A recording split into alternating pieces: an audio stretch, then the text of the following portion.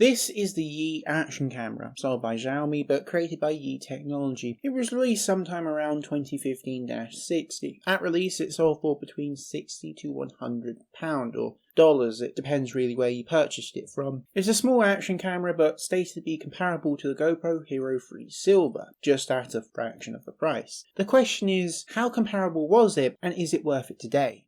Specification wise, it comes with a 16 megapixel Sony IMX206 image sensor, an Umbrella A7LS image processor, a 55-degree field of view, 2.4 GHz Wi-Fi and Bluetooth for remote control, and no screen. This equates to a maximum image resolution of 4608 by 3456, and as for video, that's where it gets a bit more complicated. As you can see, the Yi action camera claims support for 1080p 60, 720p 120 and 480p 240, but are these actually achievable? Well, the answer is a bit complicated. While the video files that are produced do claim to be at these resolutions and frame rates, something just doesn't add up. Comparing 1080p 60 to 1080p 30 while recording a static scene at 40 megabits per second, we find that 1080p 60 is noticeably blurrier than 1080p 30. Now, this could be down to several different factors, such as the image processing for one. However, it becomes much clearer when we consider both the capabilities of the Umbrella A7LS image processor and the Sony IMX206 image sensor.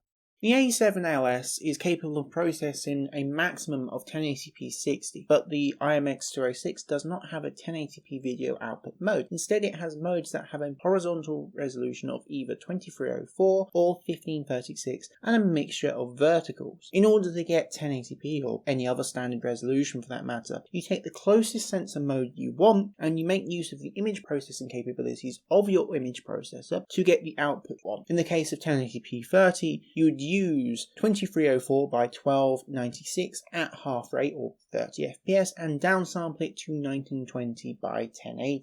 But what about obtaining 1080p 60 fps?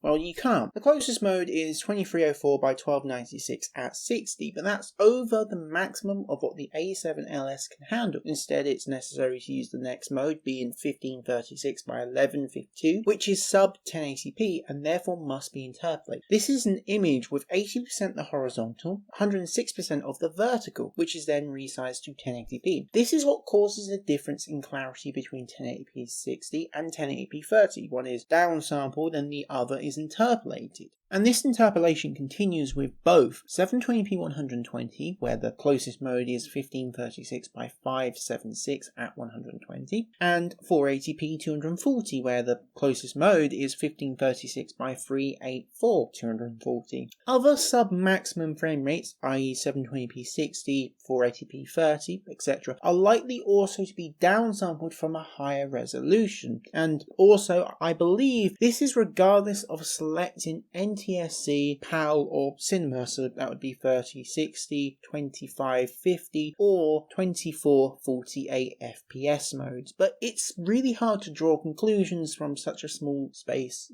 of time. Interpolation is not exclusive to the Yi action camera. Many other action cameras claim they are capable of 2160p or 4K. However, many of these actually interpolate 4K from a sub 4K image like 2880 by 2160. The important takeaway here is that at this current time, the Yi costs about £43 on Amazon. For that price, I could get one of the many fake 4K action cameras which get packed with a multitude of accessories, and it would most likely be capable of native or downsampled 1080p 60 or better. I cannot recommend the Yi action camera. It fails to live up to the main selling points of 1080p 60, 720p 120 and 480p 240 without utilising interpolation techniques to cheat. And at this current point in time, fake 4K action cameras are most likely more capable. I would instead recommend that you look for alternatives, but of course be cautious. If they don't tell you the sensor and image processor that they are using, it is likely incapable of achieving the claimed resolution, and even in the case of the Yi, try to research the camera as much as you can before you buy it. A good place to start would be the Dashcam Talk forums under the Action Cam section, as there are many topics talking about what cameras can and cannot do, as well as how to get more out of it. Well, thank you for watching this video. I hope you have learnt something, and hopefully the next time I make a video about an action camera, it's actually a good review where they're not cheating and they're actually honest with their customers about exactly what their camera is capable of. Anyway, I don't want to keep you any longer, so have a great day. Bye bye.